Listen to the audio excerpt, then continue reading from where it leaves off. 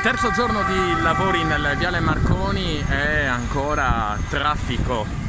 semi-ingolfato a Quartus Sant'Elena, come possiamo vedere da queste immagini.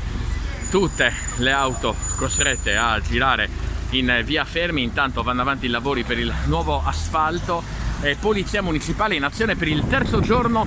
consecutivo. I lavori dovrebbero terminare entro domenica, insomma 7 giorni come hanno promesso gli operai e come ha confermato anche il sindaco Graziano Milia, nell'attesa di una settimana che porta l'estate vanno avanti in maniera serrata i controlli e naturalmente i posti di blocco per cercare di regolare il traffico, mentre intanto prende forma il nuovo asfalto in Viale Marconi, operai al lavoro e notiamo poi una sola fila, una sola corsia ancora per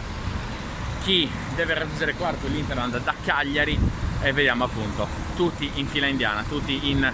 coda, tra l'altro con i semafori naturalmente da rispettare, ritardi che si accumulano, però il traguardo sembra, almeno per il Viale Marconi, sempre più vicino. Il nuovo asfalto, un'opera che si attendeva da anni, col traffico comunque ancora ingolfato per il terzo giorno consecutivo in entrata e in uscita, in una delle entrate e delle uscite della terza città della Sardegna.